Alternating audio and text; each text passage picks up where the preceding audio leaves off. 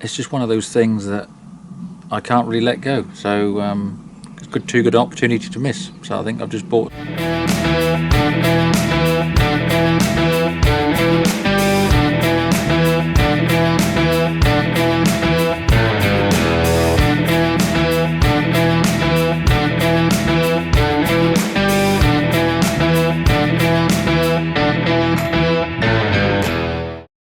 Right, muckers.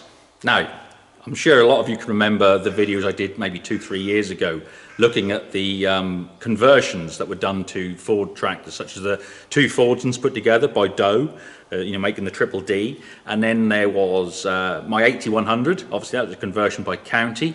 And these were all done back in a time where, Ford themselves as a tractor manufacturer weren't meeting the complete needs of many customers.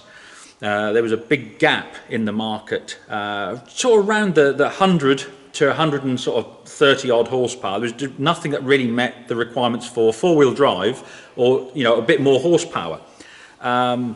So I've had countless requests over the last few months of people saying, "Are you going to do any more Ford conversion videos?" So I thought, right, I'll do one. But the easiest way, rather than just explaining with pictures and whatever, is to actually see some real life examples. So I'm really pleased to be back here at Richard Baggett's place, and because Richard's got a phenomenal collection of things like Counties and Roadless and all other stuff like that. So we can actually have a look at them and see how these conversions were done. Some are weird, some are wonderful, but they're all part of that story. So let's crack on and we'll have a look at what he's got. Right, so this is Richard, and he's got this wonderful collection. Now, Richard, so in the days of we've got 5,000 there, haven't we, and a 7,000 here. That was, how many horsepower is a 5,000? 75. Yeah, and these were, they always advertised these as Britain's first 100 horsepower tractor, didn't they? But, 4-cylinder turbo, 2-wheel drive. That was it, no 2-wheel drive. And then there was a big leap to the 8600. 86 and then the 996, yes. yeah. So you're talking basically leaping, the 86 and all that, they became like the TW eventually, like the 15 and the 20 or 25, that sort of horsepower. So 128, just under 130, and 154. Yeah. So there's this gap between basically 100 and 130 horsepower of nothing. So you went from something this size to something twice the size, twice the weight. You could have 4-wheel drive, couldn't you, on an 8600? He did do something. I don't think in this country. Not in this country, that was the thing, wasn't it? Again, so you could have the big horsepower, not the 4-wheel drive. It was then with the 8700, 9700, you could then have 4-wheel drive. ZF axles, isn't it? That's right. Yeah. So there's this huge gap, and people are like, this is great. It's a big tractor for its time, but we could do with 4-wheel drive because West Country and in Wales and places like that, you've got hills. So you're climbing, when you want to go and work the land, especially with the silage time, you want to drive. So you've got two requirements then. You need the power to drive a forager and you need the grip. And they weren't being offered. Now that's where the likes of Roadless and County and one or two others came in. 7,000s basically became 7,600. They got a better cab, they got a Q cab on them, a bit quieter, much nicer environment. But overall, it's very, very similar tractors, just updated. And people like County started doing conversions on these tractors, as did companies such as Roadless. Right, and that is the axle that Roadless would fit. Now, early Roadless, a lot of their axles were actually ex-American World War II truck surplus. But this one is a later one. They'd made them a lot, they weren't as bulky. They had offerings like this from County. That's a big old axle on the front there. Again, sideline drive on there, like on the prop. And at the same time, County would offer the 774 This was a flat deck cab on this. Again, you see the County's axle there, all right? Or you have this, equal size wheels. That's a 774. Right, so that covers extra traction with that 4-cylinder turbo based on the 7000/7600, County and Roadless. But for some people, it wasn't traction that they needed, it was more horsepower to drive foragers and stuff like that, wasn't it? So again, Roadless stepped up to the plate because they would offer their 6-cylinder conversions, both in 4-wheel drive, equal size wheel and smaller front wheel. You've got some of them, we'll have a look at them now. I always love the look of these. I think they just look right, and they're beautiful tractors, aren't they? So, Roadless 120s, okay?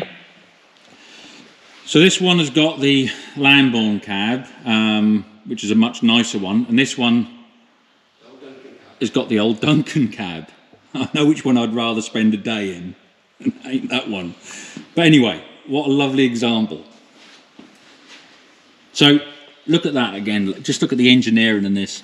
Absolutely massive. Okay, now the difference being though between the Roadless and the Counties, who are basically their competitor, is you see here again you've got this their own sort of transmission and this side plate out here with this drop box, side box rather. And there's your prop, there's your drive to your front axle and the diff. Now County, their version, again with a 6-cylinder engine to give the power, equal size wheels, but again very well built. This is the prop shaft this side, just like the Roadless, there's the prop shaft, but no diff as such. It goes straight into its own unit to drive this side. And look, prop shaft this side, driving its own unit. So you've got a prop shaft driving each side rather than just one and split through a differential, like on a conventional tractor. So that is where County, a lot of people had said they had a big advantage, just to get that power evenly distributed, and you know, just the way the things were done back then. They both had, you know, they both worked, both good ideas, but a lot of people said that the County twin driveline system was a lot better. Now the problem is with these equal size wheels, as good as they are, for, you know, you get fantastic traction because you know they're equal front and rear, so the actual footprint on the ground is huge. So that's great, but that comes at a cost. And that cost, both with the Roadless and the County, was the turning circle. It's abysmal. So, other people then said, we like your 4-wheel drive system, we like your 6-cylinder power plant, that's great, but we just need it to turn tighter. So, Roadless then offered this variant, where you had 6-cylinder, 4-wheel drive, but with smaller front wheels and much better turning circle. Still not, you know, as nimble as modern tractors, but it was better. You can just see the difference there, look. And going on from that, there's this one. So you've got a nice cab, you've got 4-wheel drive, and you've got these portal axles, look. So the axle is actually up here, and the drive is through there. So you've increased the clearance and you've got better turning circle as well. Single side drive line, just like all the other Roadlesses, but what a phenomenal tractor. Where are you, Richard? Come on, don't hide. You're the star of the show. There's not many of these made, was there? 12 according to the records. So only 12 of these made. That's absolutely fantastic. And this is a lovely example. In fact, that's the only one of these I've ever seen, you know, actually in the flesh. I think I noted another 2. of that time, it's just a pretty looking tractor. Really is. Based on a 600. Yeah, so just a naturally aspirated 4-cylinder. Yeah. That would have certainly put all that power to the ground. That was the trouble, though, I found with David Brown. They did a 4-wheel drive conversion as well. And I used to drive a 1210 with the Kramer front axle. But it had too much traction for the power available. So she just didn't spin or slip, but you should just grip and kill the engine.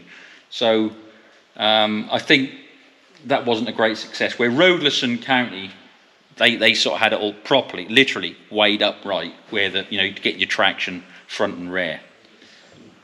Right, now, here is a Roadless 118, so small front wheels, 6-cylinder, very nice tractor. And now here is a Roadless, no, it says Roadless, and it's got a 4-wheel drive front axle, but it isn't. Someone's just put those on the side. Right, Richard, go on, tell us what this is. It was apparently started life as a Ford 7600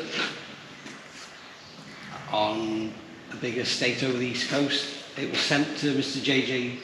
Thomas, who converted it to one of his tractors, put that cab on, all the 6-cylinder engine, bonnets, everything, but a 2-wheel drive variant. It was like that then up until the early 90s, and the farmer who had it then was struggling to get the beat out of the farm, so he had a spare axle, and he put it to a 4-wheel drive tractor, and that's how it's remained ever since. It's a very rare thing, because it's the last one they did, 120 horse one, where that was based on the 7600. This has got 2-speed PTO and everything. Yes. And dual power, where that one would be a very early one. That's based on an old Ford 5000. It could have been an old selector speed back in its original life. Yeah. Because Mr. JJ used to have new gearboxes, put new gearboxes in, had all the Roadless kits again, put his own cab on them, and that was 100 horsepower then. So this engine, the later one here has got slightly more power than that one. Now, when it comes to all these, they're all rare. Counties and Roadless, as far as numbers go, they're all rare. They're all nice to have. But J.J. Thomas, they're like hen's teeth, aren't they? They really are. These are the only two I've ever seen in real life. Again, I've seen them in books. I've read articles on them. Never seen them. Here's two together. That one is like a definitive one, really, as far as what people recognise as J.J. Thomas. So go forward a few years, and you should recognise this now. This is a Ford 8100, like what I've got. And again, if you watch my previous video, the reason the 8100 came about is because there was still this gap in the market. And people said, look, we want something nimble around the yards and whatever, but we want more power. We want 6 cylinders. We want at least 100, 110 horse. And which is what these are. They're putting out, they're probably putting out about 3 horsepower these days. But back in the day, they're about 116 sort of horsepower, really. And it was County that actually built these. And then your dealer, when that arrived at your dealer, he would fit you a 4-wheel drive axle. So there's another process to get a 4-wheel drive, and you could get, that axle. There's that. It's a Schindler axle. Now, as with any of these type of things, there are always discrepancies because, like we say, you'd assume that was a Roadless, but it's not. It's a Thomas originally, but it's had another axle off it.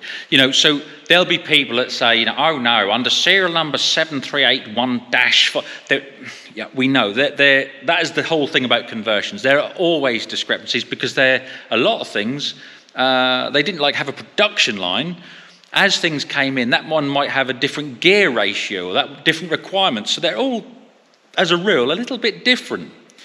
But all I'm trying to do is give you an overview of these conversions. As I said, it's just a whole unknown world, a lot of it, once you really start delving in. You know, you'd see two tractors stood side by side, completely identical, you think, but you don't realise that one of them hasn't got dual power, because that's how it's spec'd and one has, or things like that. But overall, these conversions, as I said, were made to fill a gap in the market, a need and a requirement from farmers that wasn't being met by the manufacturer. So once the 8100 was quite a success for its time, it became the 8200. Again, was available in four-wheel drive form, but this time you could actually order it to arrive as a four-wheel drive with a Schindler axle. And Ford were then thinking, well, why are we giving this part of the market share away to other companies such as Roadless and County, when we could do it all in-house? We're only supplying them an engine and a gearbox. We could supply the whole package. So anyway, from the 8200, you saw the 8210, and then obviously from that you had the 7710, 7610, 6610, available in four-wheel drive.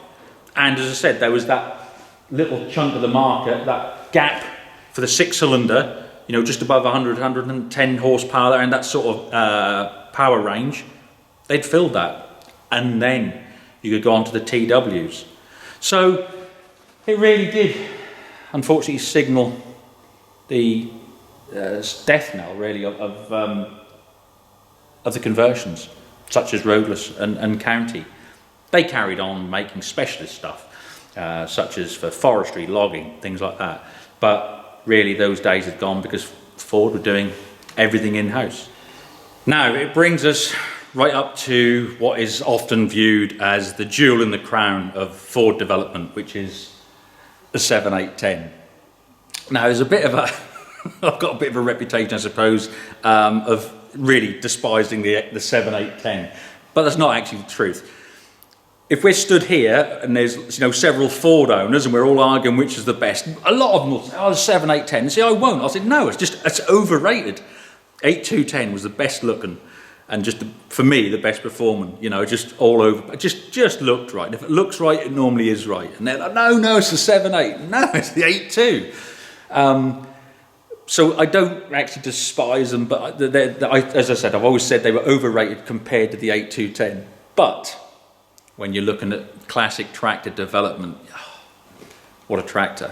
You can't deny it. It really is something, So, looking at that again, from what we were saying from the 7000, where the people wanted six-cylinder engines and more power, they wanted four-wheel drive and a better cab.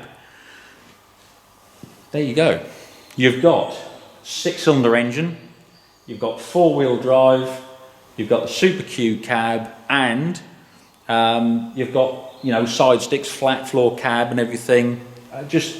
It really is everything in that package that people 20 odd years earlier were hoping to have, and were having to go to conversions to get, is all wrapped up in this one tractor. Well, we better have a look while we're here, because I know you'll all want to see one. So 7810. This is actually quite a nice, just original example. It hasn't been tarted up. What you see is what you get. So, she's not got loads of rot. She'll have the odd bit. They all need a bit done to them at this time. But, mud guards and the tin works good on them and all that. But they were a very, very popular tractor. There's no two ways about it, And this one, this is generation 2, Force 2. And everyone's always, they get so excited about a Force 3. A Force 2, for me, is the ultimate 10 Series Ford. Quite original in the cab, as I said. Floor's still good, it's got a bit of muck in it, obviously been cleaned out. Seat, you've got a new seat and all that, but everything's in place. It's not all hanging down and torn, everything's there. It is a nice tractor, to be fair. It is a nice, just genuine, honest example.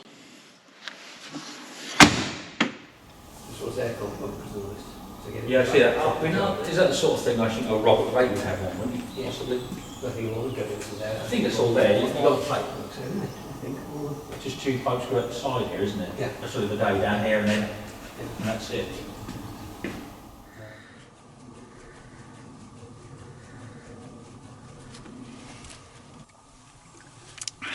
Well, Marcus, So where things taking an unexpected turn. So obviously I'm here today filming at Richard's, and as you can see there's a 7, 8, 10 in there. Obviously not the biggest, not to say the biggest 7, 8, 10 fan when compared to an 8, 2, 10. I'm an 8, 2, 10 person. But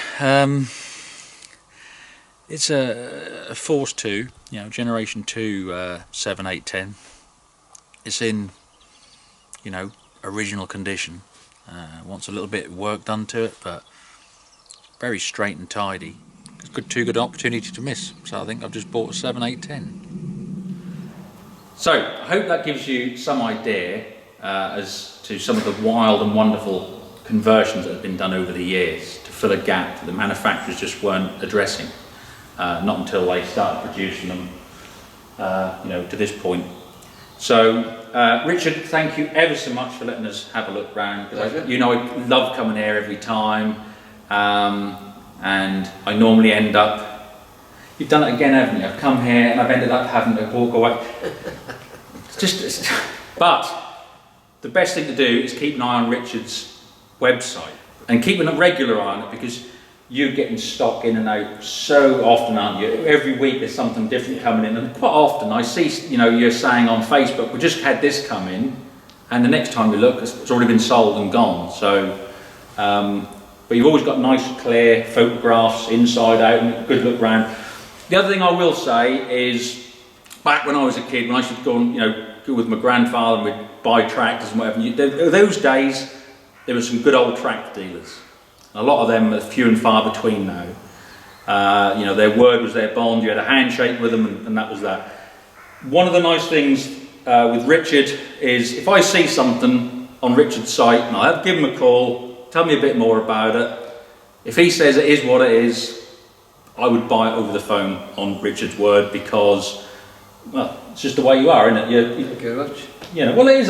You know, it's nice to deal with people still, Richard, that I can do that with, because there aren't many about these days that would do it. But if I saw something, because there's a long way for me to come to Richard's, I'll give you that. Yeah, but I could make a phone call, say, what is it like, Richard?